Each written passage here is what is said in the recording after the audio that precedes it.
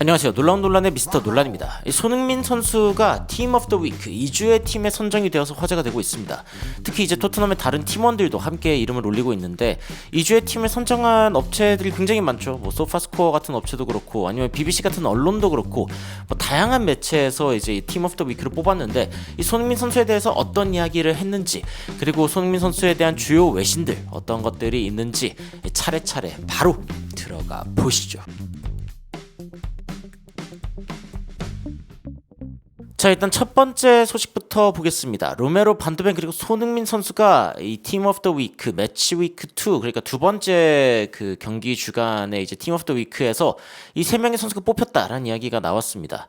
실제로 앨런 시어러가 이제 BBC에서 뽑은 내용인데 어떤 이야기를 했는지 살펴보면은 이 로메로에 대해서는 토트넘의 세 번째 골을 득점하면서 이 타워링 헤더, 거의 뭐 탑과 같은 높이로 헤딩을 꽂아놓는 그런 모습을 보여줬다라고 평가를 했죠. 그리고 반더벤에 대해서는 gave a tireless display at both ends of the pitch. 이 경기장 양쪽에서 굉장히 좋은 모습을 보여줬다. 지치지 않는 모습, tireless. 뭐 진짜 그 경기 막판에 반더벤이 보여준 그 속도는 정말 어마무시했죠. 손흥민 선수가 만든 이 토트넘의 네 번째 골을 아주 훌륭하게 셋업했다라고 이야기를 했습니다. 그리고 이제 손흥민 선수에 대한 이야기도 했는데 센터 포워드, 그러니까 도미닉 솔랑키가 약간의 부상으로 인해서 이 빈자리가 생겼는데 손흥민 선수가 이 자리를 뛰면서 에버튼을 찢어버렸다. 에버튼을 찢어버렸다고 표현을 했습니다. 그리고 두 번이나 골을 넣었다. 토트넘 팬들은 시어러가 항상 이제 그 팀 오브 더 위크를 참 잘 뽑는 것 같다, 뭐 이런 이야기를 하기도 했습니다. BBC에서 이제 앨런 시어러만 그렇게 뽑은 게 아니고 트로이 디니 선수 역시 뽑았는데 손흥민 선수의 이름이 올라갔습니다. 그리고 로메로, 반더벤의 이름도 이제 동시에 올라갔죠. 여기에서도 이제 어떤 이야기를 했는지 살펴보면은 로메로가 이제 코너킥 상황에서 골을 넣기도 했지만 기본적으로 굉장히 힘이 있는 모습을 보여줬다. 에버튼의 이 공중볼의 어떤 위협에 굉장히 잘 대처했다라는 이야기를 했습니다. 제가 오후에 이제 세트피스에 대한 이야기도 여러분들께 전해드리겠지만 이 로메로가 진짜 수비 상황, 공격 상황 다 좋은 역할을 해줬고, 반더벤 같은 경우에도 어시스트를 일단 이제 얻은 부분, 그리고 이제 손흥민 선수에게 골을 주기 위해서 그 서징 런, 아주 그냥 재빨리 뛰어가는 그 모습을 봤을 때 정말 퀄리티를 볼 수 있었다라고 이야기가 나왔습니다. 그리고 이제 공격진에 손흥민 선수 이름이 있을 줄 알았는데 공격진이 아니라 손흥민 선수가 윙에서도 뛰었기 때문에 이제 미드필더로 손흥민 선수의 이름을 올리면서 이렇게 이야기했습니다. Best player on the pitch by a mile. 진짜 그 너무나 거리감이 느껴질 정도로 다른 선수들보다 훨씬 잘했다. 이 경기장 위에 있는 그 선수들 중에서는 군계일학이라는 표현이 어울릴 정도로 아주 독보적인 활약을 보여줬다라고 이야기를 하고 있죠. 그러면서 he started through the middle and moved out to the left. 이 중간에서 이제 중간 공격수로 뛰기 시작했지만 왼쪽에서 이제 나중에 뛰었고, 그리고 두 개의 골을 집어 넣었다.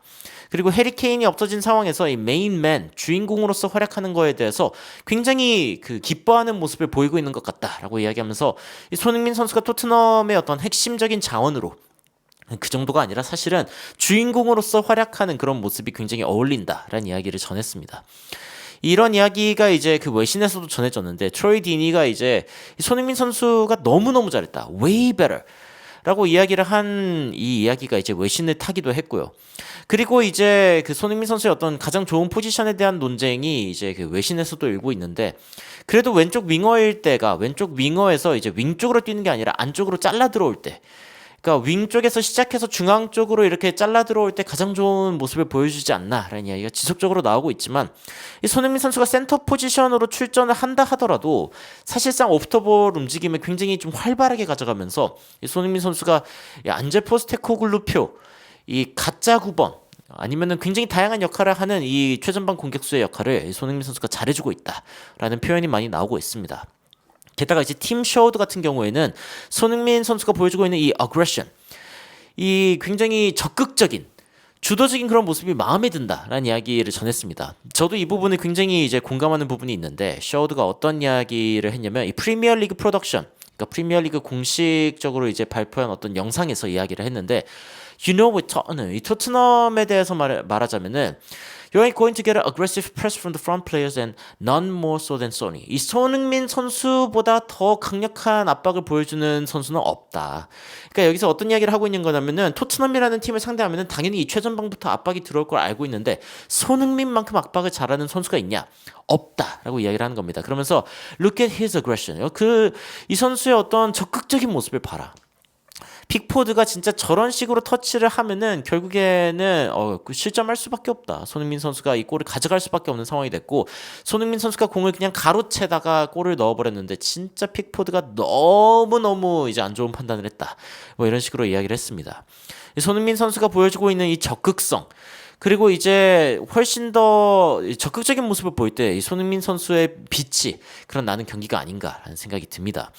실제로 이제 포스테코글루 감독이 토트넘의 어떤 전술을 약간 좀 바꾼 것이 손흥민 선수가 토트넘 레전드가 되는데 좀 도움이 될 것이다 라는 그런 기사가 나오기도 했는데 이 포스테코글루 감독이 손흥민 선수에게 그런 이야기를 했죠. 그러니까 손흥민 선수가 레전드가 되고 싶다. 그리고 레전드가 되기 위해서는 우승을 하고 싶다라는 이야기를 인터뷰에서 했었기 때문에 이 이야기가 이제 포스테코글루 감독에게도 전해졌고 포스테코글루 감독이 이 레전드에 대해서 이제 어떤 정해진 어떤 기준이 있는 건 아니다. 그런데 이 손흥민 선수가 결국에 은퇴를 하게 될 때, 그러니까 나중에 뭔가 이 은퇴를 하게 될 때, 당연히 토트넘에서 이 손흥민 선수의 존재 그리고 손흥민 선수의 어떤 업적에 대해서 인정할 수밖에 없을 것이다라고 이야기를 하면서 이 부분에 대한 이야기를 합니다. I love the fact that he's still motivated to do more. 이 손흥민 선수가 여전히 어떤 동기부여를 갖고서 더 열심히 하려는 모습이 굉장히 놀랍다. 그리고 그것이 우리에게 굉장히 중요한 것이다. Key thing for us. 우리에게 굉장히 중요한 부분이라고 이야기를 하고 있습니다. 그러면서 이제 중앙 공격수로 손흥민 선수를 출전시킨 이유에 대해서도 이야기를 했는데 이 부분에 대해서도 이제 추가적인 영상을 만들겠지만 손흥민 선수가 가장 좋은 압박을 보여줬다라고 강조를 하기도 했죠. 이 손흥민 선수가 이제 레전드가 되고 싶다라고 이야기했지만 포스테코글루 감독은 뭐 레전드가 어떤 기준이 있는 것도 아니고 사실은 이미 레전드다라고 이제 인정한 것과 다름이 없는데 최근에 옵타 애널리스트라는 이제 제가 굉장히 좋아하는 그 매체죠. 여기에서 이제 프리미어리그 역대 최다 득점자에 대한 이야기가 한 번 더 나왔습니다. 이게 어제 나온 기사였는데 최다 득점자 중에 이제 1위부터 10위까지 시어러, 케인, 루니, 콜, 아게로, 램파드, 앙리, 파울러, 데포 그리고 살라 이렇게 있습니다. 케인은 이제 다른 리그로 이제 옮겼고 그리고 살라가 그나마 이 명단에서 계속 뛰고 있는 선수인데 정말 대단한 기록들이죠. 근데 손흥민 선수의 기록은 그럼 어디에 있을까? 손흥민 선수가 이제 토트넘에서만 160골 이상을 넣었는데 근데 이제 프리미어리그에서 넣은 골 수만 따지면은 손흥민 선수는 여기 있습니다. 122골. 그리고 현재 진행형이죠. 여기 현재 진행형인 선수가 많지 않습니다. 최근에 이제 레스터를 통해서 프리미어리그로 복귀하고 토트넘에게 이제 비수 같은 골을 꽂아 넣으면서 동점을 완성시킨 바디가 137골을 넣었고 라힘 스털링 현재 이제 라임 스털링도 계속 뛰고 있는데 123골 그리고 로멜로 루카쿠가 121골 현역으로는 또 크리스티아노 로날두가 있는데 지금 뭐 프리미어리그 소속은 아니지만 여하튼 103골을 지금 집어넣고 있습니다. 이 상황 가운데 손흥민 선수가 한 두어 골만 더 넣으면요 니콜라스 아넬카를 넘어서 첼시에서 활약했던 아넬카를 넘어가지고 더 높은 순위를 기록할 수 있고 로비킨 그리고 하셀뱅크 뭐 이런 선수들까지 뛰어넘기에 그렇게 많은 그 간격이 있지 않습니다. 지금부터 5골만 더 넣으면 되거든요. 그러니까 손흥민 선수는 지금 이렇게 5골만 더 넣으면 프리미어리그 역대 16위 최다 득점자 16위까지 올라가는 엄청나게 많은 순위 상승을 할 수 있게 됩니다. 이번 시즌 손흥민 선수의 어떤 득점에 대한 동기가 확실하게 부여될 수 있는 부분 중에 하나이기도 하고요. 손흥민 선수는 그리고 이 기록만 봤을 때 이미 레전드입니다. 사실 이 정도로 골을 꽂아놓고 이제 우승을 하지 못한 것 자체가 레전드이긴 하죠. 여기에 해리 케인의 이름도 있지만 여하튼 손흥민 선수가 좋은 모습을 보여주고 있다는 점 이런 부분들이 또 외신에서도 많이 부각되고 있습니다. 이 소파스코어에서도 이제 뭐 기계적으로 평점을 매기기는 하지만 팀 오브 더 위크에 손흥민 선수를 선정했습니다. 8.9점을 받았고 로베로는 무려 9.0점을 받았습니다. 엄청나게 높은 점수를 받았죠.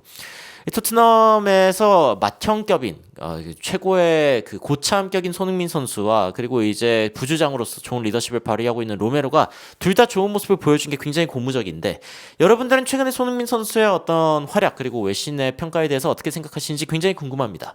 댓글로 의견 달아주시면은 더욱 흥미로운 소식으로 찾아뵙도록 하겠습니다. 이상 놀라운 논란 미스터 논란이었습니다. 시청해주셔서 감사합니다. You are my sunshine, my only sunshine. You make me happy, home and away. And when it's pouring, you keep on scoring. So please don't take my Sony away.